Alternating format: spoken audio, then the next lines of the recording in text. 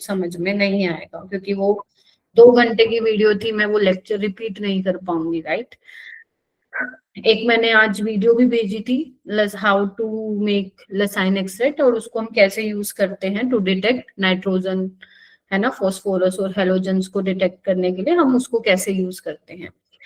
ठीक है, तो एक तो ये चीजें थी, तो मैं नाइट्रोजन के लिए टेस्ट देखना था, है ना, कि वहां पे प्रशियन ब्लू कलर आता है।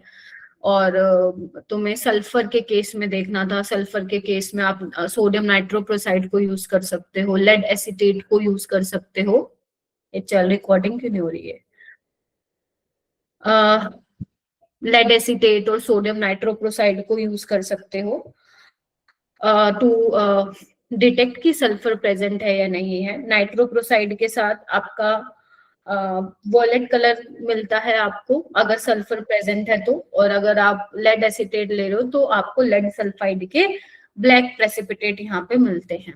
ठीक है, तो ये पोर्शन कहाँ पे आता है आपका प्रैक्टिकल ऑर्गेनिक केमिस्ट्री का। और अगर आपने वीडियो थोड़ी ढंग से देखी है, 2 बार देखी है, मान लो कोई टॉपिक समझ में नहीं आया, तो I am pretty much sure आपको वो आ गया होगा। और जो थोड़ी बहुत कसर रह गई है वो मैं आप लोगों को जब क्वेश्चंस कराऊंगी तो तुम्हें एकदम में आ जाएगा कि क्या था उसमें, है ना। जैसे जेल डाल मेथड है, ड्यूमास मेथड, ये 2 ऐसे मेथड है जो थोड़े से कंफ्यूजिंग आप लोगों को लग सकते हैं, बट डोंट वरी, उससे रिलेटेड जो क्वेश्चन है वो मैं आपको समझाऊंगी ना, तो तुम्हें समझ में आ जाएगा कि उसमें मैं क्या समझाना चाह रही थी, अगर नहीं आया है तो।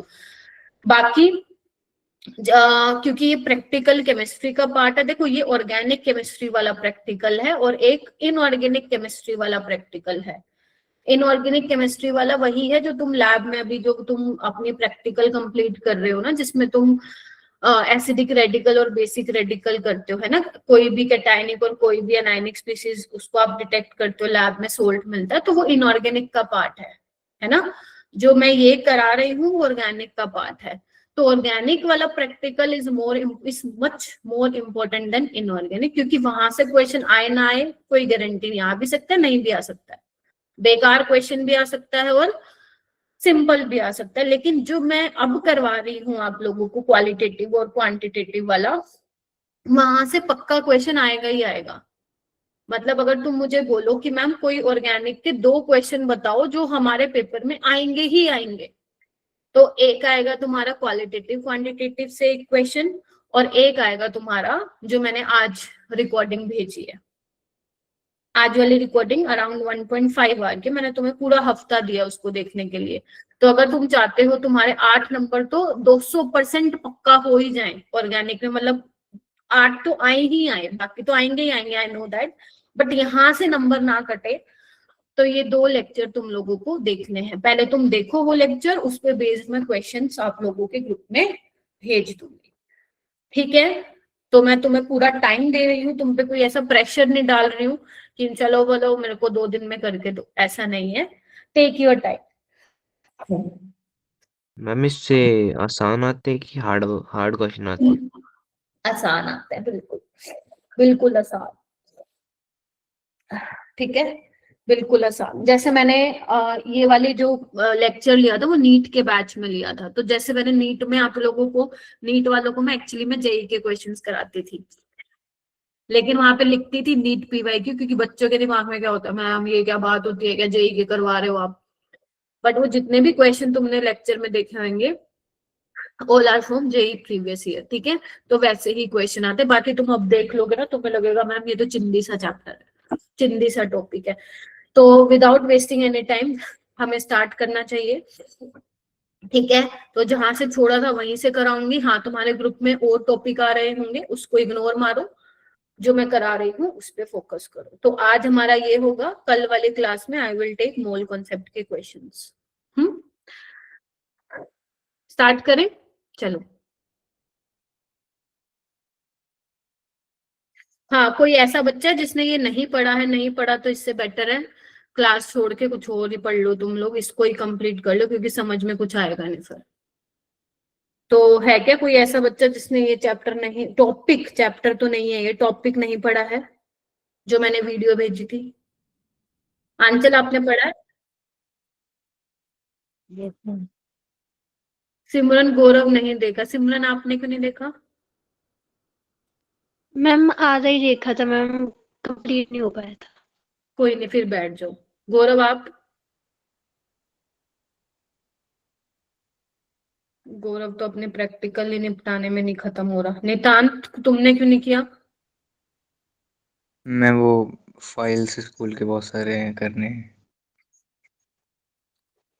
तो फिर बेटर है कि क्लास में रहने दो। ग्रुप भी नहीं चेक किया था आज बेटा मैंने ना, 10 दिन से भेज रखी है वो रिकॉर्डिंग। और जब मैं 2 दिन छुट्टी पे थी मैंने स्पेशली वहां पे मेंशन किया था कि रिकॉर्डिंग देख लेना। तुम लोग ना खुद तो कुछ करते नहीं हो, फिर कहते हो नंबर ही नहीं आ रहे मैम। अरे कहाँ से आएंगे नंबर जब तुम मेरी कही हुई बात नहीं सुनते हो? हैं? मैं जब 2 दिन लीव पे थी तो तुम्हें 1.25 घंटा मिला था कि नहीं मिला था? अगर तुम वो 1.25 घंटा यूज करते तब भी 2 दिन में खत्म हो जाती। पता नहीं यार तुम लोग चीजों को मैनेज करना क्यों नहीं सीखते हो। जिसने आधी देखी है वो रुक जाओ, और बाकी जिसको बैठना है बैठ जाओ। समझ आएगा ठीक है, वरना चले जाना क्लास से। ठीक है, तो इसमें मेन आपको क्या क्या पढ़ना है? जो आपका लसाइन एक्सेक्ट था वो कैसे बनता है, और जो जो आप लोगों को इस वीडियो में मैंने जो जो बताया था वो सब करना है। कि नाइट्रोजन के टेस्ट के लिए क्या क्या आपको परफॉर्म करना है, किस तरीके का कलर आता है, प्रेशियन ब्लू कलर, और वो कॉम्प्लेक्स क्या होता है ये पता होना चाहिए। सल्फर की डिटेक्शन के लिए, और जब मान लो किसी में नाइट्रोजन सल्फर प्रेजेंट होगा, दोनों ही प्रेजेंट होंगे, तो क्या कॉम्प्लेक्स बनेगा, किस कलर का बनेगा। हेलोजेंस में आपको पता होना चाहिए AgCl, AgBr, AgI, मतलब व्हाइट प्रेसिपिटेट होते हैं इसके, पेल येलो, डार्क येलो, सब पता होना चाहिए।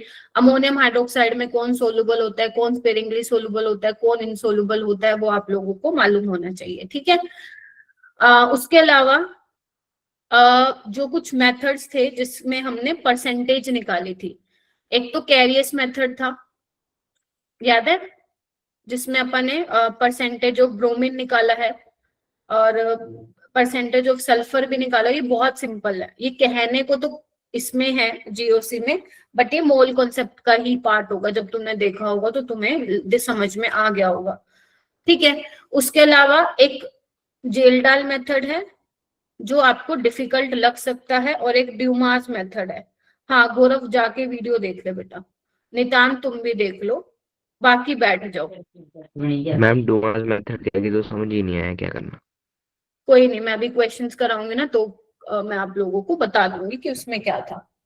ठीक है, ठीक है, तो जेल्डाल और ड्यूमास से बहुत क्वेश्चन आए हैं 2025 में 24 में, तो इसमें मुझे पता है बच्चों को दिक्कत होती है, मैं बता दूंगी, जाके रिवाइज कर लो गौरव नितांत, क्योंकि तुमने बिल्कुल ही नहीं पढ़ा।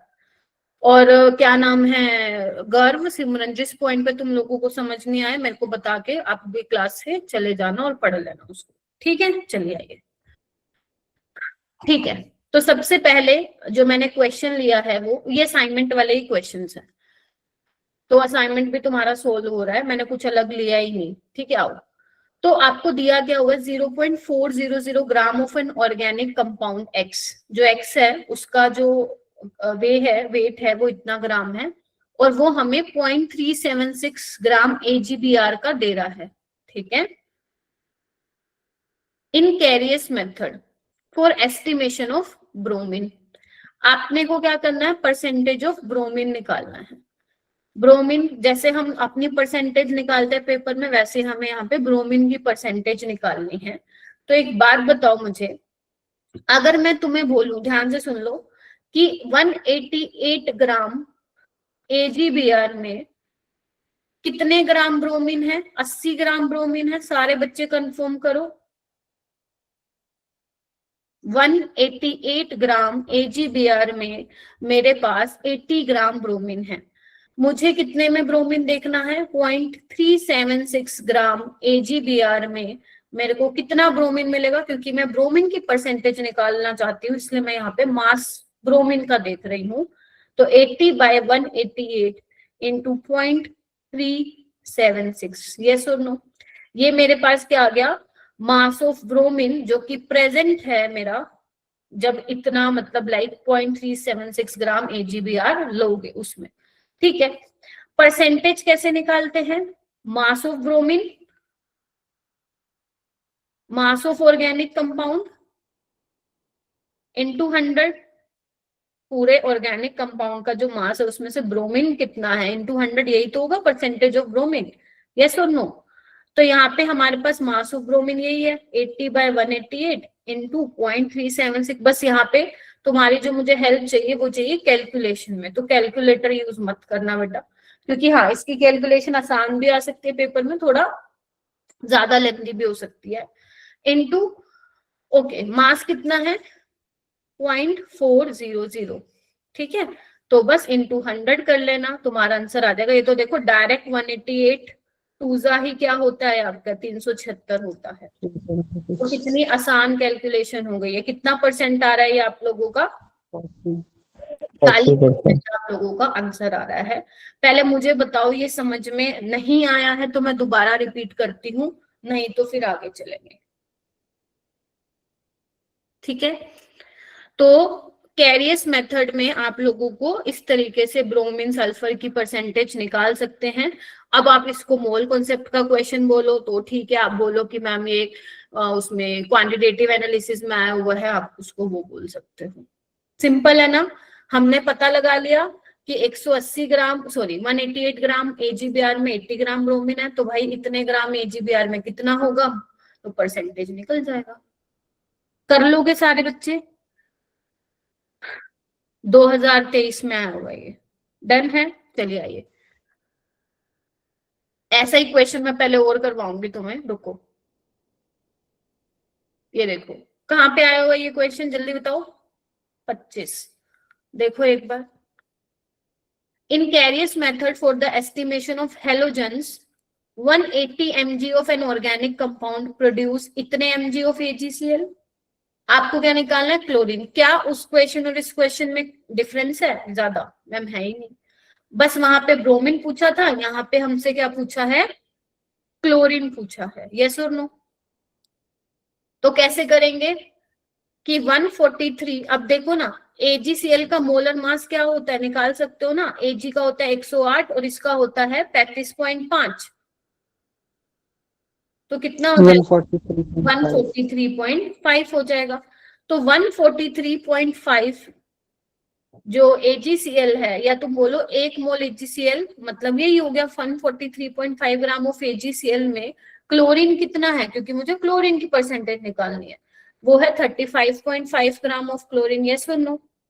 तो 143.5 मिलीग्राम में कितना होगा? मिलीग्राम को ग्राम में चेंज कर लो, क्योंकि दोनों तरफ ग्राम ग्राम है इसलिए। तो आपका कितना क्लोरीन आ जाएगा? मैम ये तो बहुत ही आसान कैलकुलेशन हो गई हमारी, क्या कहते हो?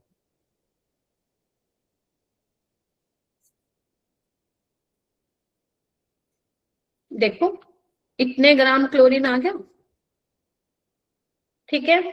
चलो हमें क्या निकालना है? Percentage of chlorine.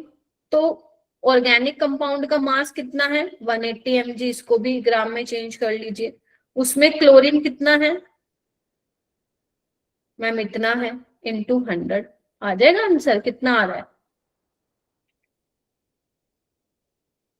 5 पे काट दो इसको, कितना आ रहा है? 60%।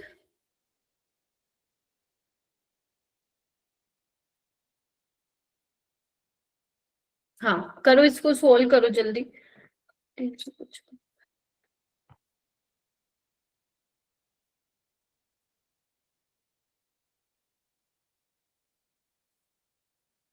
20%, ठीक है? 20%, हालांकि पता नहीं ऑप्शन में था या नहीं था, आई डोंट नो। अगर ये इंटीजर बेस्ड था तो भी 19 के आसपास आ रहा है आंसर, और अगर ये ऑप्शनल है तो भी ठीक है। ठीक है, कर लोगे इस टाइप से सवाल? जल्दी बताओ। तो या तो वो क्लोरीन का पूछेगा या तुमसे ब्रोमीन का पूछेगा, राइट?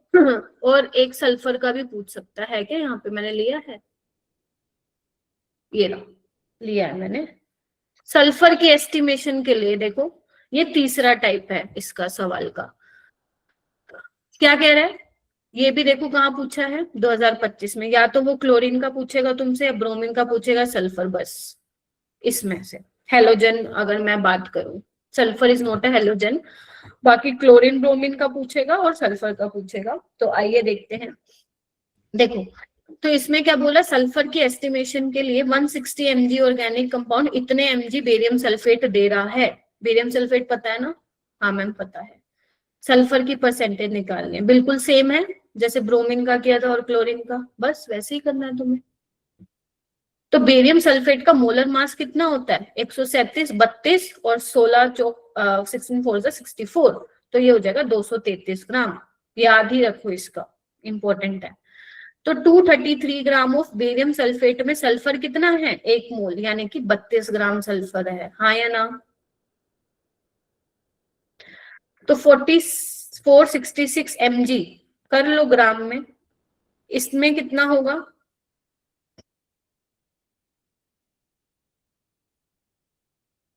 तो ये तो 2 पे ही चला गया, आ गया? बताओ। चलो, फिर हमें क्या निकालना? परसेंटेज ऑफ सल्फर निकालना है। तो बस निकाल लो, 64 इंटू 10⁻³ बाय 160 mg। कितना आ गया ये सोल्व करने पे अपने पास? 40%। डन है?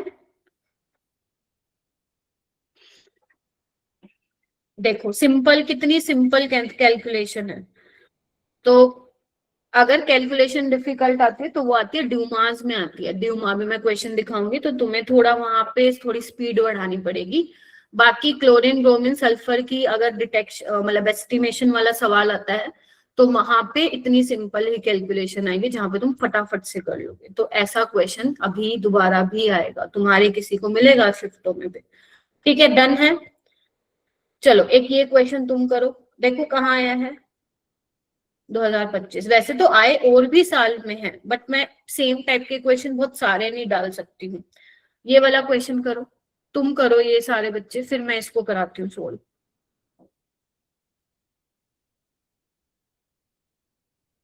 शाबाश, करके बताओ।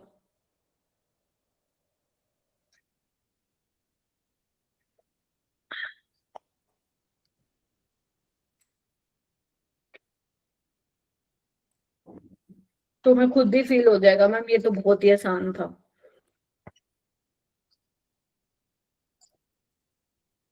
सुमित सुन रहे हैं बेटा? Yes ma'am. ठीक है।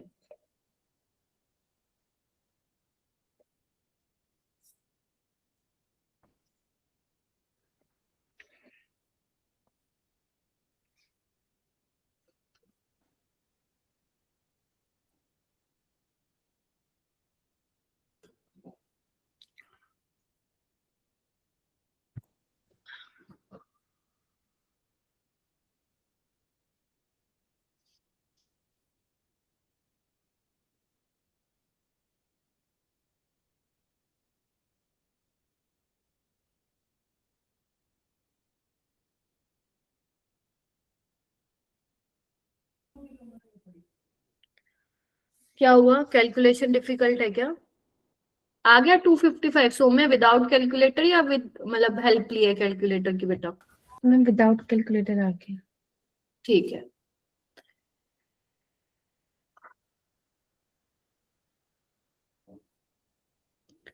आया किसी का 255? एक बार कंफर्म करो, यही आंसर है क्या? आरुष चेक कर बेटा, सुमित, संदीप, राहुल जी, प्रिंस जी, सक्षम, रविंदर। 255 आ रहा है क्या? ठीक है। नियरेस्ट इंटीजर में जाना है। चलो, अपने को क्या बोला है? 0.25 ग्राम of an organic compound, 0.15 gram silver bromide, बिल्कुल वही सेम है कि 188 है ना?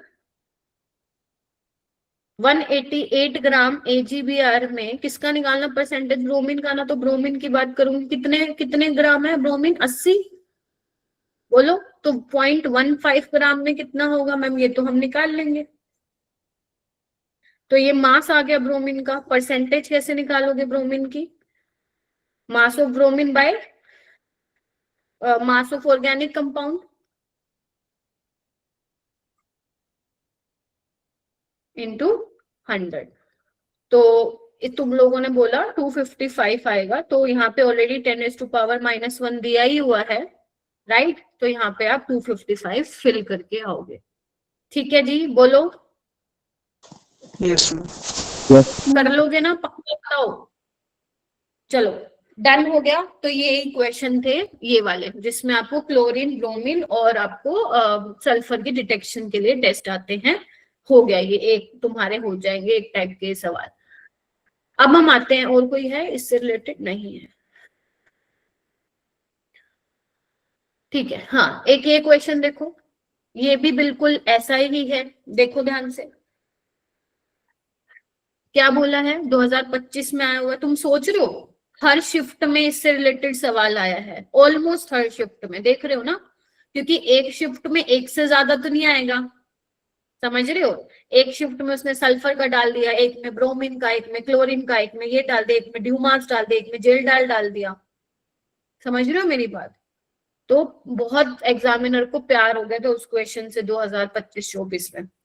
एन ऑर्गेनिक कंपाउंड जिसका मास कितना है, 500 mg है, और वो इतने mg CO2 प्रोड्यूस कर रहा है ऑन कंप्लीट कंबशन। अपने को ग्राम में, सॉरी, परसेंटेज निकालना है कार्बन का। बिल्कुल सेम क्वेश्चन। कैसे करूंगी? 44 ग्राम CO2 में कितने मोल कार्बन है मैम? 1 मोल, यानी कि 12 ग्राम कार्बन है, हाँ या ना? तो 220 mg में कितने होंगे? ग्राम में चेंज कर लो, निकाल लोगे? हाँ मैम, बिल्कुल निकाल लेंगे। बोलो जी।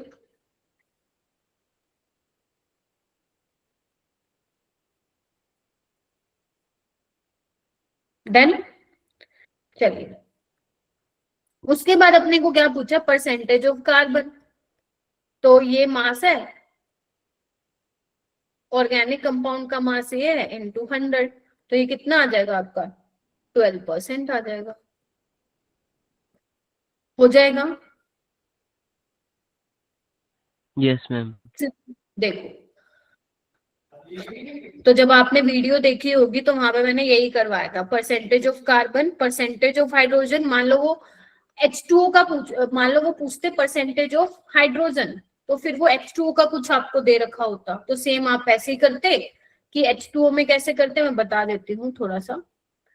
H2O में आप क्या करते हैं, 18 ग्राम पानी में 2 ग्राम पानी है, और जितना आपको पानी का मास दिया होगा आप निकाल लेना उसमें कितना हाइड्रोजन, और उसका परसेंटेज निकाल लीजिएगा। तो हाइड्रोजन का परसेंटेज तुमने सीख लिया, कार्बन का सीख लिया, ब्रोमीन, सल्फर और क्लोरीन का तुमने सीख लिया है। ठीक है, चलिए अब मैं आऊंगी पहले जो आपके लसाइन एक्सट्रैक्ट वाले से रिलेटेड सवाल थे। चलो आ जाओ। हाँ, यहां से आती हूँ मैं। हाँ बेटा बोलो। अच्छा ठीक है, देखो अब इसमें क्या है ना, अगर पॉसिबल है तो जो मैंने नोट्स बनाए हैं तुमने वो खोल लो, वरना एनसीईआरटी तुम ओपन कर सकते हो if possible. Appearance of blood lead color on treatment of the sodium fusion extract of an organic compound with ferrous sulfate in the presence of sulfuric acid। देखो मैं थोड़ा सा थ्योरी भी बता देती हूँ। देखो जब तुमने वो लेक्चर देखा होगा तो तुमने ये तो देख लिया था लसाइन एक्सट्रैक्ट कैसे बनाते हैं। आप लोग फ्यूजन ट्यूब लेते हो, उसमें आप बिल्कुल स्पेचुला, बिल्कुल थोड़ा सा छोड़ू सा सोडियम डालते हो स्पेचुला से, फिर उसको तब तक गर्म करते हो जब तक शाइनी ग्लोब्यूल ना बन जाए, है ना, सिल्वर कलर का शाइनी शाइनी तुम्हें दिखने ना लग जाए। फिर उसके अंदर तुम स्पेचुला की हेल्प से इतना बहुत कम चुटकी भर वो डालते हो, सैंपल डालते हो, फिर उसको तब तक गर्म करते हो जब तक वो रेड कोट ना हो जाए। तुम्हारी टेस्ट ट्यूब बिल्कुल, मैंने वीडियो भेजी थी आज, रेड कोट ना हो जाए, और उसको तुम चाइना डिश में डाल देना जिसमें डिस्टिल्ड वाटर पड़ा है। ऐसे कर करके 4-5 तुम क्या बोलते हैं, फ्यूजन ट्यूब बोलते हैं इनको, ठीक है। तो ऐसे करके 5-6 तुम चाइना डिश में तोड़ देना, राइट, क्योंकि जब गर्म हो जाएगी वो अपने आप टूट जाएगी, जो बचा होगा उसको ग्लास रोड से तोड़ देना, राइट। फिर उसको गर्म करना, तब तक गर्म करना जब तक थोड़ा सा उसका वॉल्यूम रिड्यूस ना हो जाए, और उसको फिल्टर आउट कर लेना, वही तुम्हारा लजाइन एक्सट्रैक्ट होता है। तो जो तुमने बनाया है उसको हम क्या बोलते हैं, सोडियम फ्यूजन एक्सट्रैक्ट बोलते हैं। सबको समझ में आ रहा है मैं क्या बोल रही हूँ? तुमने कुछ थोड़ा बहुत तो देखा होगा ये। Yes ma'am. तो बेसिकली हम लोग ये क्यों बनाते हैं? हम लोग इसलिए बनाते हैं क्योंकि आपको क्या करना होता है, कोवेलेंट कंपाउंड को आयनिक कंपाउंड में चेंज करने के लिए हम लोग ये बनाते हैं, राइट? क्योंकि जब तक आयनिक कंपाउंड में चेंज नहीं होगा तुम्हारा कोवेलेंट कंपाउंड, तब तक वो टेस्ट देगा क्या? नहीं देगा। ये तो हमने कोऑर्डिनेशन में भी देखा था, हाँ या ना? तो अगर मान लो तुम्हारे पास ऑर्गेनिक सैंपल है, आपको नहीं पता वो कंपाउंड कौन सा है, but you know very well कि उसमें मैम कार्बन है, अगर उसमें नाइट्रोजन है और तुम ये सोडियम फ्यूजन एक्सट्रैक्ट बना रहे हो, तो NaCN आयनिक कंपाउंड बनेगा। दिख रहा है आप लोगों को? अगर आपका सल्फर है तो क्या बनेगा? थायोसाइनेट बनेगा, Na। अगर तुम्हारा ये है, क्या बोलते हैं, नाइट्रोजन भी है, सल्फर भी है, तो तुम्हारा बनेगा थायोसाइनेट। ठीक है? अगर तुम्हारा सल्फर है तो Na2S। तो ये आप लोगों ने देखा होगा वीडियो में। ठीक है? अच्छा, वो आपको कह रहा है कि ब्लड रेड कलर कब आएगा? तो देखो, अगर तुम्हारे सैंपल में, जो तुम्हें ऑर्गेनिक कंपाउंड का सैंपल मिला है, अगर तुमने देखा कि भाई साहब सल्फर भी उसमें प्रेजेंट है और नाइट्रोजन भी प्रेजेंट है, तब हमारा ब्लड रेड कलर आता है। ध्यान रखो, सुनो पहले। अगर सिर्फ नाइट्रोजन प्रेजेंट है तो कौन सा कलर आता है? प्रशियन ब्लू कलर आता है, हाँ या ना? और अगर सिर्फ सल्फर प्रेजेंट है तो अगर तुम सोडियम, इनके फॉर्मूले वो बने पता होने चाहिए तुम्हें, फॉर्मूले वगैरह, सोडियम नाइट्रोप्रोसाइड प्रशियन ब्लू, वरना गया काम। अगर सल्फर है तो सोडियम नाइट्रोप्रोसाइड के साथ रिएक्शन कराने पे वॉयलेट कलर मिलता है, या फिर तुम लेड एसीटेट वाला टेस्ट भी करा सकते हो, तो लेड सल्फाइड के ब्लैक प्रेसिपिटेट मिलते हैं। लेकिन अगर मान लो तुम्हारे सैंपल में दोनों ही प्रेजेंट हुए, तो भाई साहब ना ही तो वॉयलेट कलर आने वाला है, ना ही प्रशियन ब्लू कलर आएगा, वहां पे तुम्हारा खूनी लाल कलर आता है। और वो किस वजह से आता है? इस कॉम्प्लेक्स की वजह से आता है, समझे? नो प्रशियन ब्लू कलर, क्यों? क्योंकि साइनाइड आपको मिल ही नहीं रहा है ना अलग से, क्योंकि उसमें सल्फर भी है, नाइट्रोजन भी है। तो यहाँ पे ध्यान रखना, आयरन जो होता है +3 में होता है, ये -1 में होगा, तो आयरन +3 में होगा। और इसी का कलर क्या होता है? Blood red colour. तो वो किस वजह से होता है? जब दोनों ही नाइट्रोजन और सल्फर आपके प्रेजेंट हो। बन गई बात? डन? चलिए आइए नेक्स्ट क्वेश्चन करते हैं, ये वाला देखो क्या बोल रहा है। लसाइन extract is boiled with dilute HNO3 before testing for halogens because. अगर तुमने देखा होगा लेक्चर में, तो मैंने तुम्हें बोला था कि अगर तुम हेलोजेंस की डिटेक्शन कर रहे हो, क्लोरीन, ब्रोमीन, आयोडीन की कर रहे हो, तो सबसे पहले आप लोग क्या करते हो? डाइल्यूट HNO3 उसमें डालते हो। ये कंसंट्रेटेड HNO3 भी लिखा होता है, कोई प्रॉब्लम नहीं है, ठीक है? तो आप क्या करते हो? उसको तब तक बॉइल करते हो जब तक उसका कुछ वॉल्यूम रिड्यूस ना हो जाए। वो इसलिए करते हैं हम, अगर मान लो तुम्हारे सैंपल में नाइट्रोजन या सल्फर प्रेजेंट हुए ना, तो क्या होगा? ध्यान से सुनो, ये इंटरफेयर करेंगे, हाँ या ना? ये इंटरफेयर करेंगे किसके टेस्ट में? आपका हेलोजेंस के टेस्ट में करेंगे, समझ रहे हो? तो इसीलिए जब आप, अगर नाइट्रोजन प्रेजेंट हो, सल्फर प्रेजेंट हो, और आप इसको HNO3 के साथ ट्रीट कराते हो, तो HCN बनता है और H2S बनता है, दोनों गैसेस एस्केप आउट हो जाएगा, इंटरफेरेंस नहीं होगा। यस और नो बोलो। तो जो Yes, ma'am. Na2S है, NaCN है, उसको डिकम्पोज कर देता है HNO3। इसलिए हम पहले ये डालते हैं HNO3, ताकि जब हम हेलोजेंस का टेस्ट करें, अगर हमारे कंपाउंड, अब अगर हमारे सैंपल में सल्फर नाइट्रोजन है भी, तो कोई पंगा क्रिएट ना करें। डन? बस ये वो वाले क्वेश्चंस होते हैं, आते हैं तो कर देंगे, नहीं आते तो नहीं। सी नंबर लेने वाले सवाल होते हैं, तो इसलिए छोड़ना मत यार प्लीज। इसको मैं बाद में कराऊंगी। ओके, नेक्स्ट क्वेश्चन कितना सिंपल सवाल है। Lassaigne test is used for detection of, तो आप नाइट्रोजन भी डिटेक्ट कर सकते हो, सल्फर भी, फास्फोरस भी और हेलोजन भी। इन सबके लिए आप लसाइन टेस्ट मतलब लसाइन एक्सट्रैक्ट सबके लिए आपको बनाना पड़ेगा, तभी आपको पता चलेगा इनमें से कोई प्रेजेंट है या नहीं है। डन, चलिए आगे। उस पे आऊंगी मैं, पहले ये वाले क्वेश्चन करा रही हूँ। कहाँ पे आया 2024 में। आपको कह रहे हैं इनमें से कौन सा nitrogen containing compound Lassaigne test नहीं देता। देखो फिनाइल हाइड्रोजन ये होता है, बोलो भाई। ग्लाइसिन क्या होता है, पता है, अब तो पढ़ लिया तुमने। क्या बोलते हैं, बायोमोलिक्यूल,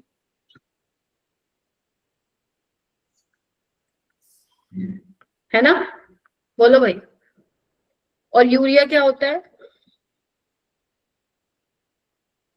यार आंसर मत बोलो, आता है तो अपने पास रखो ना, तुम लोग बस जेई में अच्छा कर लेना बस। देखो आपको ऐसा कंपाउंड लेना है जिसमें पहली बात है कार्बन हो, राइट। नहीं होगा कार्बन तो भाई साहब ये कहाँ से बना के आओगे, ये तो हमें चाहिए ही चाहिए। तो इसमें आपका कार्बन नहीं है ना, तो इसी को ही आप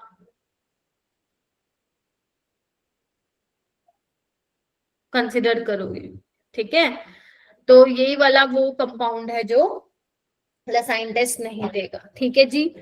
तो ये ध्यान रखेना, रखोगे ध्यान, सिंपल सी कॉन्सेप्ट है, ध्यान रखिएगा। तो अगर ऐसा क्वेश्चन आ जाए चेक कर लेना किसमें कार्बन नहीं है, तो वही तुम्हारा आंसर हो जाएगा। चलो नेक्स्ट है जेई 2024 का सवाल। तुम्हें कॉम्प्लेक्स के वही दे दिए हैं, फॉर्मूले दे दिए हैं, तो अब आपको मैच करना है। अभी के अभी सारे बच्चे याद करो, मैं दोबारा लिख रही हूँ, तुम भी अपनी रफ नोटबुक में दोबारा लिखो। पहला जो है मेरा बेटा वो है फेरी फेरोसाइनाइड, फेरी फेरोसाइनाइड Fe4। तुम्हें इतना कंफ्यूज कर देगा एग्जामिनर इन कोफिशिएंट से, ध्यान रखना तुम लोग। फेरी फेरोसाइनाइड ये आपका +3 में है, इसलिए फेरी यूज किया है मैंने। ये फेरी फेरोसाइनाइड, इसका प्रेशियन ब्लू कलर होता है, यहीं से हमें पता चलता है नाइट्रोजन प्रेजेंट है। नेक्स्ट है आपका जो FeCN5NOS, तो जब आप सोडियम नाइट्रोक्लोराइड लेते हो,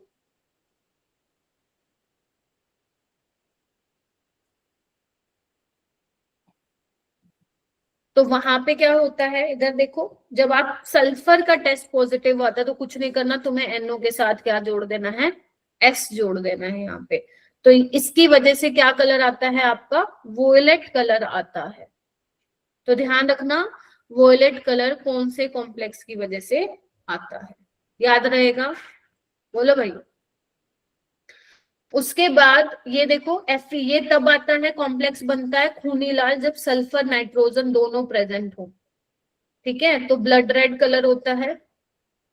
ये क्या है आपका, जब आपका फोस्फोरस प्रेजेंट, ये इतना नहीं आता पेपर में, लेकिन हाँ इसका कलर जरूर याद रखना। और जो मैंने थोड़ा बहुत रिएक्शन बताया है वो थोड़ा सा ऊपर ऊपर से याद रख लेना, बाकी इतना ज्यादा नहीं आता। हाँ कलर जरूर ध्यान रखना क्योंकि देखो आया हुआ है। तो जब आप फोस्फोरस की डिटेक्शन के लिए टेस्ट करते हो, तो ये जो अमोनियम मोलिब्डेट फोस्फेट बन रहा है उसका कैमरी येलो कलर आता है, येलो भी लिखा होगा तो कोई दिक्कत नहीं है, ठीक है।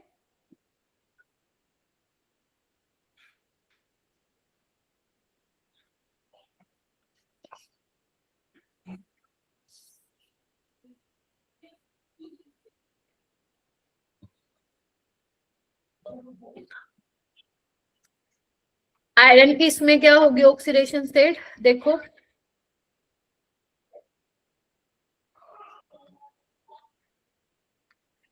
ये -1 होगा, ये +1, ये -2 -4, देखना कितना होगा,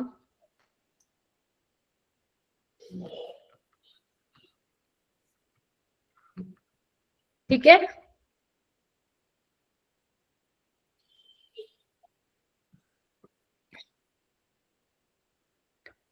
डन, चलिए आइए। ये इस पे मैं बाद में आऊंगी। अच्छा ठीक है, तो देखो बस लसाइन एक्सट्रैक्ट से जो है यही वाले सवाल बनते हैं कि तुम्हें कॉम्प्लेक्स का पता होना चाहिए, ऑक्सीडेशन स्टेट निकालनी आनी चाहिए, कौन से कलर का होता है। ठीक है, मैंने और भी क्वेश्चन लिए थे इसमें, शायद पता नहीं आए नहीं आए। अच्छा ठीक है, जैसे डाइल्यूट HNO3 क्यों डालते हैं, ठीक है, तो ये कुछ कुछ कंसेप्चुअल क्वेश्चन है जो आप लोगों को पढ़ने हैं, राइट। अब हम आते हैं जेल्डाल और ड्यूमास मेथड पे। तो सबसे पहले मैं आऊंगी जेल्डाल वाले मेथड पे, ठीक है। ठीक है, देखो भाई इसके लिए आप अपनी एनसीईआरटी खोल सकते हो, राइट। तो अब देखो जेल्डाल मेथड में होता क्या है, इसमें हमें नाइट्रोजन की परसेंटेज ही निकालनी होती है, उसका हमें एस्टिमेशन करना पड़ता है, राइट। सो वो जो पूरा सेटअप है ना, वो आपके लिए बहुत ज्यादा इंपॉर्टेंट नहीं है पूरा सेटअप, राइट।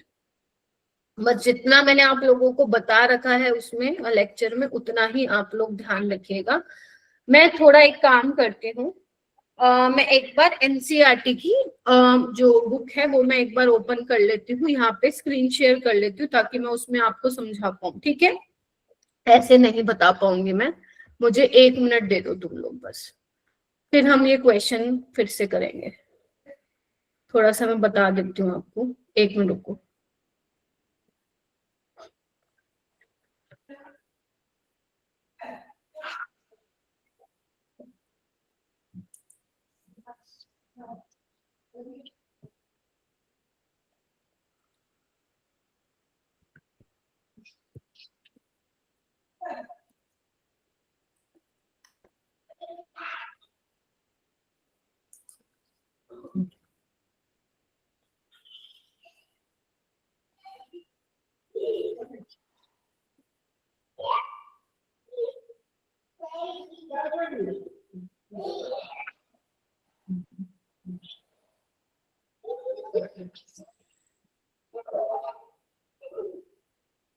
एक मिनट टाइम लगेगा थोड़ा।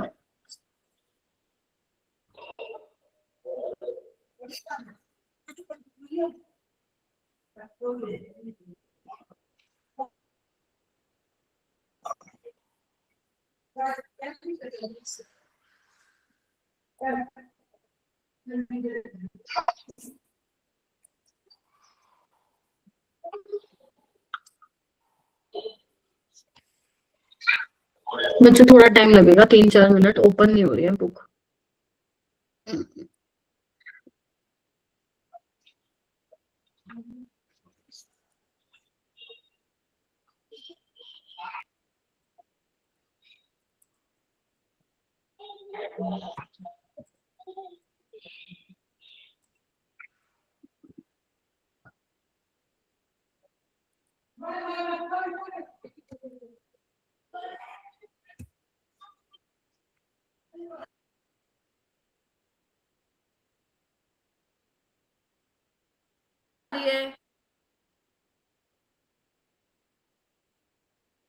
हाँ हो गई है, शेयर करती हूँ।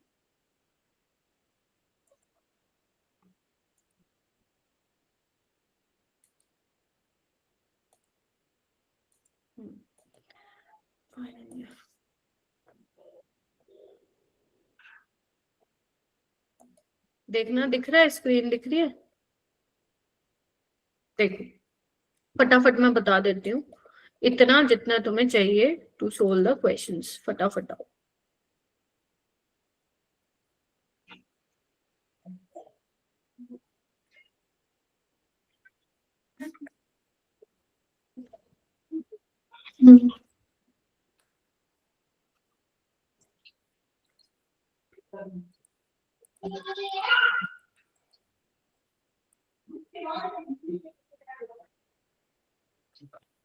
भाई चल ही नहीं रहा, ये रिएक्शन देख रहे हो, ये पढ़नी है भाई तुम लोगों को, ये पढ़नी है तुम लोगों को, ठीक है।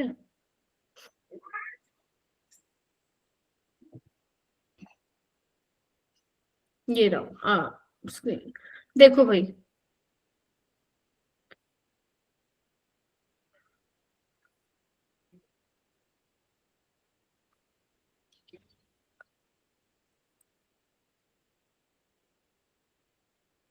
अरे यार तो दिक्कत ही हो रही है, एक मिनट रुको यार, डाउनलोड करनी पड़ेगी इसको।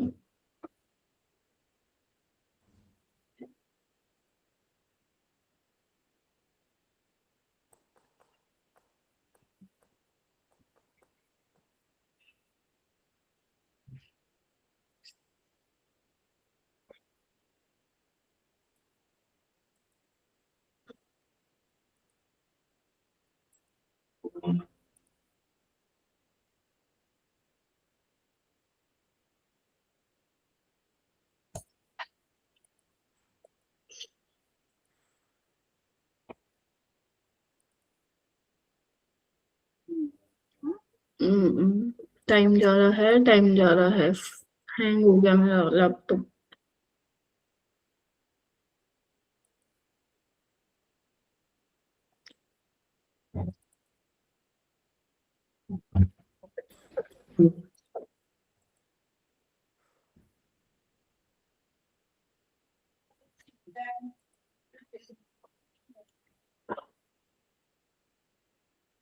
दो मिनट बेटा।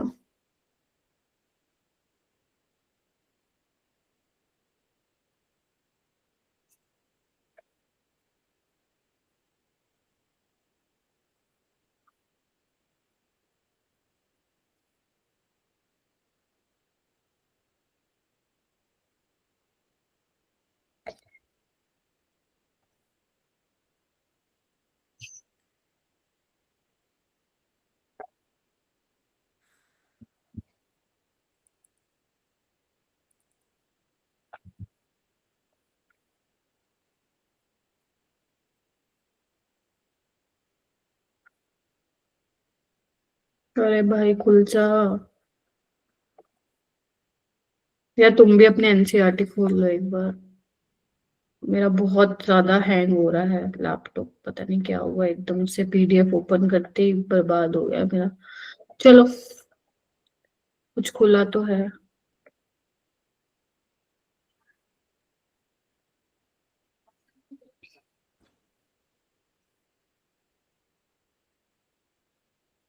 ओ फाइनली।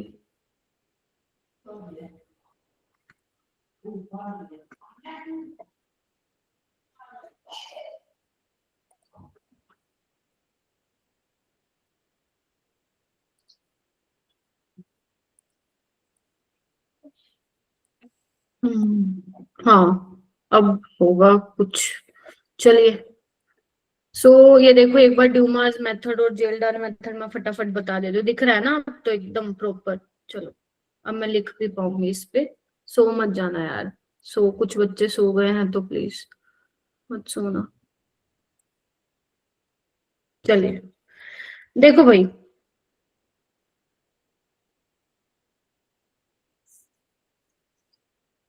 हाँ, तो यहाँ पे बेसिकली जो ड्यूमास मेथड है, यहाँ पे हम नाइट्रोजन की एस्टिमेशन के लिए मेन दो, जो बेसिकली दो मेथड्स हैं हमारे पास। एक ड्यूमास मेथड, आवाज आ रही है ना मेरी? ड्यूमास मेथड है और एक जेल्डाल मेथड है। एक बार कंफर्म कर दो यार हम सब देखे, आई नो बहुत टाइम चला गया इसकी वजह से। ठीक है, तो ड्यूमास मेथड में बेसिकली क्या है, जो आपके नाइट्रोजन कंटेनिंग कंपाउंड होंगे उनको आप क्या करते हो, हीट करते हो, copper oxide in an atmosphere of CO2। ठीक है, हमें नाइट्रोजन मिलता है और उसी के साथ साथ CO2 और पानी भी मिलता है। ठीक है, तो मैम क्या ये इक्वेशन हमें याद करनी है? तुम्हें नहीं करनी है इक्वेशन याद, बस ये याद रखना है कि यहाँ पे जब हम को, मान लो तुम्हें नहीं पता एक्स क्या है, वाई क्या है, जेड क्या है, बट तुम्हारे कंपाउंड में कार्बन, हाइड्रोजन, नाइट्रोजन है, राइट? तो जब आप इसको कॉपर ऑक्साइड के साथ कराओगे ही, तो यहाँ पे आपको CO2 मिलेगा, पानी मिलेगा और N2 भी मिलेगा और कॉपर भी। तो हमें क्या करना है, इसी का ही बेसिकली नाइट्रोजन का एस्टिमेशन करना है, हमें परसेंटेज ऑफ नाइट्रोजन निकालना है। ठीक है, रिकॉर्डिंग तुम्हें देखनी पड़ेगी फिर से अगर नहीं आया है समझ में। तो यहाँ पे क्या है, इधर देखो, फिर वो क्या कह रहे हैं, traces of nitrogen oxide formed as any are reduced to nitrogen by passing the gases mixture over a heated copper gauze. ये तुम्हें करने की जरूरत नहीं, यहाँ पे सिर्फ ये बोला है अगर कुछ नाइट्रोजन ऑक्साइड्स के कुछ ट्रेसेस मिल रहे हैं, मतलब कुछ ये भी अमाउंट मिल रहा है, तो उसको कॉपर के साथ ही ट्रीट करा दिया है। तो बेसिकली होता क्या है, जो ये पूरा सेटअप होता है यहाँ पे देखो, ये दिख रहा है पूरा सेटअप। तो यहाँ पे ये सब चीजें कर के ना हमारे इसमें जो ये आपका नाइट्रोमीटर लिया है, नीचे मरकरी है, तो हमें क्योंकि नाइट्रोजन चाहिए होती है, राइट, हमें साथ में और यहाँ पे क्या है, गैसेस आपको मिलेंगे, मिक्सचर ऑफ गैसेस, यस और नो, क्योंकि आपको CO2 भी निकल रहा है ना, और आपका पानी भी है, नाइट्रोजन भी है, यस और नो। तो हमें क्या चाहिए, मिक्सचर ऑफ गैसेस हमें मिल रही है, लेकिन हमें क्या चाहिए, हमें तो N2 चाहिए ना, हमें पानी चाहिए ना हमें CO2 चाहिए। तो CO2 का तो बंदोबस्त हो जाता है कि हम इसमें KOH सोल्यूशन ले लेते हैं। CO2 एसिड है, KOH बेस है, तो उसको वो क्या कर देता है, न्यूट्रलाइज कर देता है, मतलब एब्जॉर्ब कर लेता है, ठीक है जी। तो CO2 का तो इंतजाम इस तरीके से हो गया है। और यहाँ पे देखो लिखा भी है उसने, देखो the mixture of gases collected over potassium hydroxide solution in which CO2 is absorbed and volume of nitrogen gases determined, yes और नो। अच्छा मैम ठीक है। मैम इस पानी का क्या करें, अब क्योंकि आपके पास नाइट्रोजन भी है और पानी भी है ना, बट हमें क्या चाहिए, सिर्फ नाइट्रोजन का वॉल्यूम चाहिएगा। तो यहाँ पे वाटर तुम्हें लिखा मिल सकता है, या फिर वाटर की जगह तुम्हें एक्वस टेंशन लिखा मिल सकता है। तुमने देखा होगा लेक्चर में एक्वस टेंशन करके मैंने बोली थी बात, ठीक है। तो एक्वस टेंशन का मतलब हमारे पास में वाटर की बात कर रहा है। तो जो हमें बेटा वॉल्यूम निकालना है ना STP पे, वो किसका चाहिए, हमें N2 का चाहिए, राइट। तो हम यहाँ पे यूज करते हैं बेटा आइडियल गैस इक्वेशन, ठीक है। तो मैं एक बार देखूंगी नंबर ऑफ मोल्स मेरा रूम टेम्परेचर पे कितना है और नंबर ऑफ मोल्स मेरे STP पे कितने हैं। तो आप लोगों को पता है नंबर ऑफ मोल्स की अगर मैं बात करूं, वो चाहे आप रूम टेम्परेचर ले लो या कोई और टेम्परेचर उन्होंने दे रखा होगा, और number of moles of STP पे बराबर ही होंगे, चेंज तो नहीं होंगे ना, बोलो भाई, यस और नो। और आपको पता है क्योंकि NCERT में थोड़ा डिफरेंट दिया हुआ है, बट मैं वैसे करूंगी जैसे मैंने पढ़ाया हुआ है। अब PV is equal to nRT होता है, तो नंबर ऑफ मोल्स क्या होंगे, PV बाय RT, तो P1 V1 बाय RT1 और P2 V2 बाय RT2।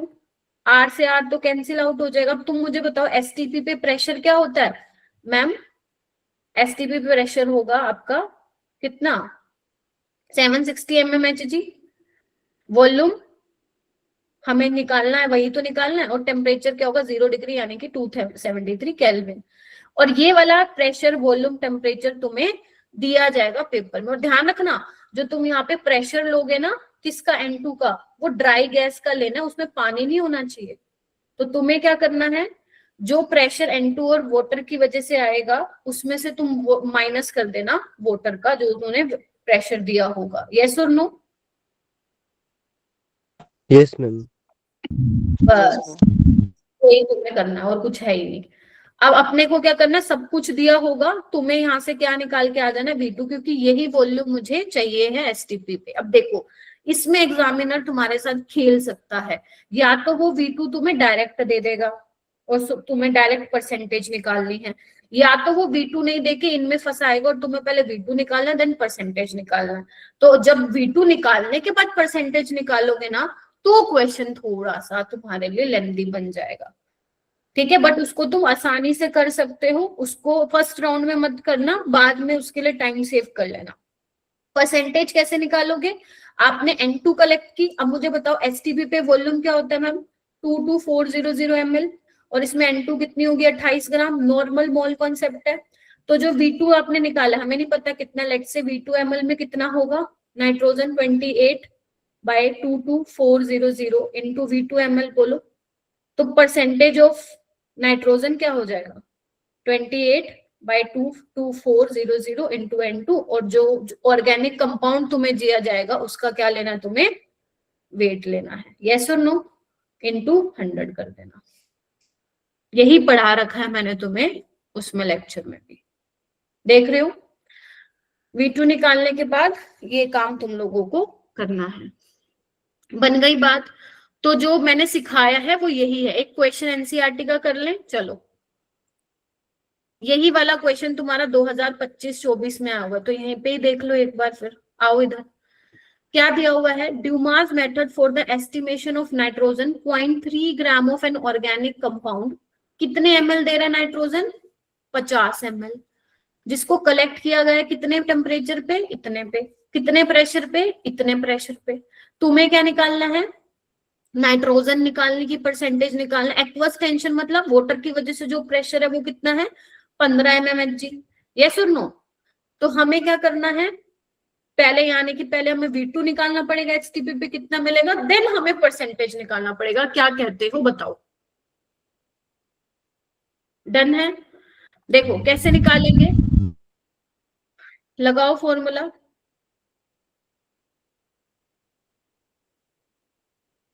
ये एसटीपी पे है और ये जब 300 केल्विन टेम्परेचर है। अब यहाँ पे जो प्रेशर लेना है वो आपको ड्राई गैस का लेना, ध्यान रखना, जो हम आइडियल गैस में प्रेशर लेते हैं वो ड्राई गैस का लेते हैं। और जो ये प्रेशर मिला है ये पानी और N2 की दोनों की वजह से प्रेशर मिला, उसमें से पानी वाला माइनस कर देना, यानी कि 715 में से 715 गया 700, हाँ या ना।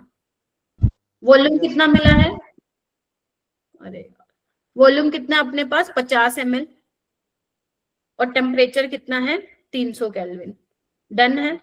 एसटीपी प्रेशर 760, वॉल्यूम हमें नहीं पता है 273। क्या यहाँ से V2 तुम निकाल लोगे, हाँ मैम निकल जाएगा। तो परसेंटेज ऑफ नाइट्रोजन तुम निकाल ही सकते हो, इतना वॉल्यूम आ रहा है तो क्या हो जाएगा 28 इंटू,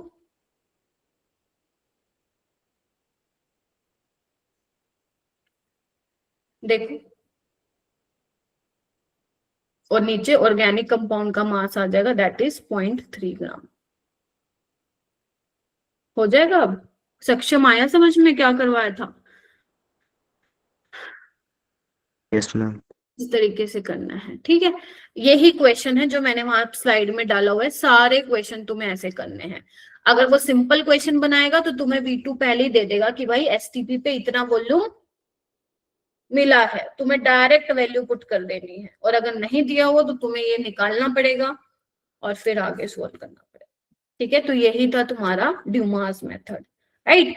सेकंड तुम्हारा क्या है, ये थोड़ा सा देखो, जेलडाल मेथड क्या है, तो इसमें भी क्या है, नाइट्रोजन की एस्टिमेशन ही हम लोग करते हैं।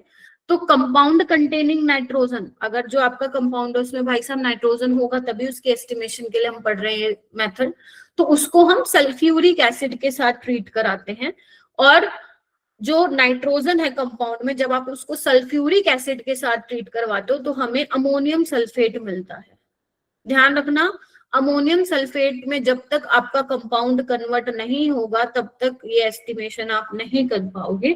इसलिए जो एजो कंपाउंड्स होते हैं, NO2 ग्रुप होता है, पिरिडीन होता है, या रिंग में नाइट्रोजन है, ऐसे वाले कंपाउंड जेलडाल मेथड से आप उनके एस्टिमेशन नहीं कर सकते क्योंकि वो अमोनियम सल्फेट में कन्वर्ट नहीं हो सकते। तो मैंने अलग से वहां पे बता भी रखा है, अगर तुमने लेक्चर देखा है, कि कौन कौन से कंपाउंड्स आप जेलडाल मेथड में नाइट्रोजन के एस्टिमेशन नहीं कर सकते हो। तो जो कंपाउंड्स अमोनियम सल्फेट में कन्वर्ट होंगे वही देंगे तुम्हें, सिर्फ वही कंपाउंड्स जो मैंने बता रखे हैं वही तुम्हें ध्यान रखने हैं कि भाई साहब ये एस्टिमेशन नहीं देंगे, ठीक है। फिर क्या होता है, ध्यान से देखो, resulting acid mixture then heated with excess of sodium hydroxide liberated. अब देखो इसको पहले एक बार चलो पढ़ लो। The resulting acid mixture is then heated with excess of NOH, the liberated ammonia gas, जब ये अमोनियम सल्फेट निकलेगा आगे अमोनिया गैस मिलेगी, is absorb in the excess of standard solution of sulphuric acid. The amount of ammonia produced is determined by estimating the amount of sulfuric acid consumed in the reaction. It is done by estimating unreacted, फलाना नहीं समझ में आएगा और मैं बताती हूँ क्या बोला इसने।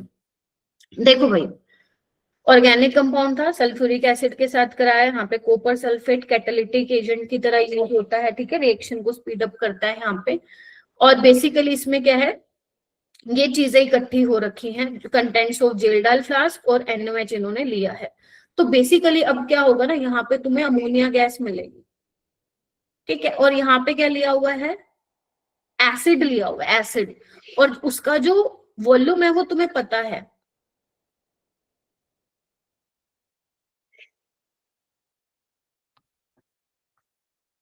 ठीक है, इसका वॉल्यूम अपने को पता है। तो अब यहाँ पे होता क्या है बेटा, देखो यहाँ पे जब हम परसेंटेज ऑफ नाइट्रोजन निकालते हैं तो वो हम निकालते हैं, ये वाला फॉर्मूला आप लोगों ने देखा होगा जो मैंने लिखवाया होगा, यही फॉर्मूला आपको याद रखना है। तो बेसिकली यहाँ पे नॉर्मेलिटी है क्या, यहाँ पे नॉर्मेलिटी है कि मिली इक्विवेलेंट, इसका मतलब बता रही हूँ, मिली इक्विवेलेंट ऑफ H2SO4 कितने यूज हुए, ठीक है, कितने H2SO4 के मिली इक्विवेलेंट यूज हुए। तो वो आप कैसे निकालोगे, जो अमोनिया गैस निकल रही है, अमोनिया आपका बेस है, H2SO4 आपका एसिड है, तो जब NH3 अमोनिया H2SO4 के साथ मिलेगी तो वो न्यूट्रलाइज करेगी, तो आप जितना न्यूट्रलाइज करेगी आपको पता चल जाएगा कितना H2SO4 यूज्ड हुआ है वहां पे, यस और नो। वो वही यहाँ पे आप क्या कर दोगे, पुट कर दोगे कि कितना मिली इक्विवेलेंट यूज हुआ। और मिली इक्विवेलेंट कैसे निकालते हो, आप लोगों को बता ही रखा है मैंने, क्या होता है, number of moles into n factor, ठीक है। और नंबर ऑफ मोल्स कैसे निकालते हो, molarity into volume into n factor, बोलो क्या कहते हो, ठीक है। या फिर आप नॉर्मेलिटी को ही क्या लिख दो, मोलैरिटी इनटू एन फैक्टर, ये तो पता ही है तुम्हें, और मोलैरिटी इनटू वॉल्यूम क्या हो जाएगा, नंबर ऑफ मोल्स हो जाएगा, ठीक है। तो यहाँ पे आपको वो पुट करना होता है कितना H2SO4 बेसिकली आपका यूज हुआ, जो अमोनिया गैस निकल रही है वो तभी निकलेगी जब कंपाउंड जो है आपका अमोनियम सल्फेट में वो होगा, कन्वर्ट होगा। अब मान लो तुम्हें पेपर में नहीं दे रखा कि कितने H2SO4 यूज होंगे, तो उस केस में क्या करेंगे, तो उस केस में हमें NOH का सहारा लेना पड़ेगा। तो वहां पे हमें क्या निकालना, कैसे निकालेंगे हम, total milliequivalent of H2SO4 used,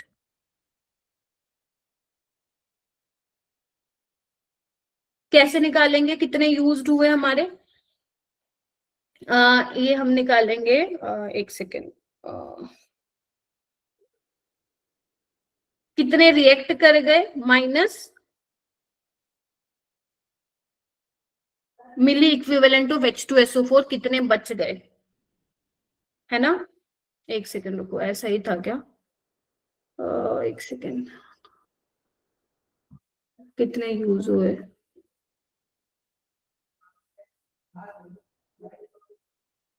अच्छा हाँ ठीक है। तो टोटल मिली इक्विवेलेंट्स थे कितने सल्फ्यूरिक एसिड के, और उसमें से कितने बच गए, है ना, लेफ्ट निकाल लेंगे तो उतना ही हमारा यूज होगा, देखना एक बार, गेस और नो। अगर मान लो आपको डायरेक्ट नहीं दे रखा कितने यूज हुए तो इस तरीके से निकाल सकते हो। अब आपको कैसे पता चलेगा कितने बच गए, कितने मतलब रह गए, तो उसके लिए आपको क्या करना पड़ेगा, जो NOH आपने लिया है उसको सल्फ्यूरिक एसिड के साथ क्या कराना पड़ेगा, रिएक्ट करना पड़ेगा, क्योंकि जो NOH होगा और जो सल्फ्यूरिक एसिड होगा, जो बच गया वही रिएक्ट करेगा, यस और नो। जो सल्फ्यूरिक एसिड बच गया वही रिएक्ट करेगा NOH के साथ, और टोटल में से माइनस कर देना, तुम्हारे पास आ जाएगा। एक बार इसको देखो यहाँ पे क्या लिखा हुआ है, इधर आना एक बार, ध्यान से देखना एक बार, देखो फिर से मैं बता रही हूं, इधर देखो, the liberated ammonia gas is absorbed in the excess of standard solution of sulphuric acid, the amount of ammonia, ammonia कितना बनेगा ये तुम निकाल सकते हो, सल्फ्यूरिक एसिड कितना न्यूट्रलाइज किया तुम्हें पता चल जाएगा, कितना यूज हुआ सल्फ्यूरिक एसिड, और या यू कैन से अमोनिया कितना प्रोड्यूस हुआ, लॉ ऑफ इक्विवेलेंस निकाल के कर सकते हो, N1V1 is equal to N2V2, right. अच्छा फिर वो कह रहे हैं इट इज डन बाय, अच्छा और क्या लिखा हुआ है इसने, it is done by estimating unreacted sulfuric acid left after the absorption of ammonia by titrating it with the standard alkali of solution। तो कितना सल्फ्यूरिक एसिड बच गया, मान लो अमोनिया के साथ जितना रिएक्ट करना था कर गया, है ना, अब कितना बच गया कैसे करोगे, NOH के साथ उसकी टाइट्रेशन करा दो, जितना न्यूट्रलाइज करेगा NOH H2SO4 को मतलब उतना ही हमारा बच गया होगा। तो इस तरीके से पूरा करना है। तो अब जेल्डाल मेथड पे क्वेश्चंस मुझे तुम लोगों को थोड़े बहुत करवाने पड़ेंगे और ड्यूमास पे भी कराने पड़ेंगे, ताकि जो ये तुम्हें जितना मैंने बताया है उसको कैसे अप्लाई करना है क्वेश्चंस पे, वो तुम्हें तभी आएगा जब क्वेश्चन करोगे। ऐसे बहुत कॉम्प्लिकेटेड टॉपिक है ये, समझ रहे हो मेरी बात? ठीक है, जैसे एक क्वेश्चन यहाँ पे है, मैं करवाने की कोशिश करती हूँ, थोड़ा ध्यान से समझना आप लोग, क्योंकि एनसीईआरटी वाले तरीके से जाओगे तो तुम्हें थोड़ा सा दिक्कत आएगा। देखो इसमें, आइए इसमें मैं समझाने की कोशिश करती हूँ।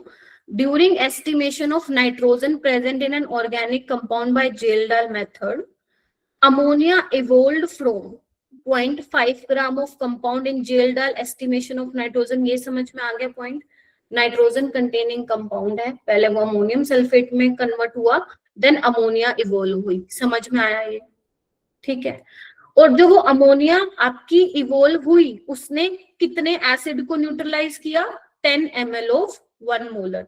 यानी कि ये हमें क्या बता रहा है? इससे हम ये निकाल सकते हैं कि मेरे H2SO4 के कितने मिली इक्विवेलेंट यूज हुए।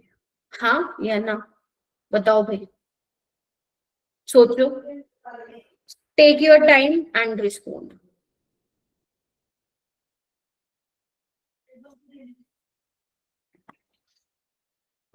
ठीक है, देखो तो परसेंटेज ऑफ नाइट्रोजन निकालने का फॉर्मूला क्या है? 1.4 into NV by organic compound का वेट। कोई नहीं, मैं कल और क्वेश्चंस इसके मतलब जो स्लाइड में है मैं दोबारा कराऊंगा, डोंट वरी। जब तक तुम मुझे कंफर्म नहीं कर दोगे मैम आ गया, तब तक मैं क्वेश्चंस वहां पे आपको करवाती रहूंगी। चलिए ठीक है, तो 1.4 नॉर्मेलिटी क्या होता है? Molarity into n factor. Ma'am ये तो हमें मालूम ही है, ध्यान रखना वॉल्यूम यहाँ पे ml में लेना, तभी मैं मिली इक्विवेलेंट की बात कर रही हूँ।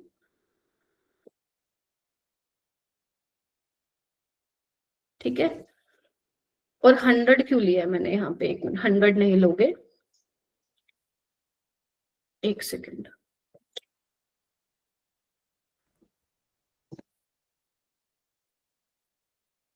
ठीक है, ये पूरा फॉर्मूला इसी तरीके से बनाया गया, तो 100 से कोई मल्टीप्लाई मत कर देना तुम लोग।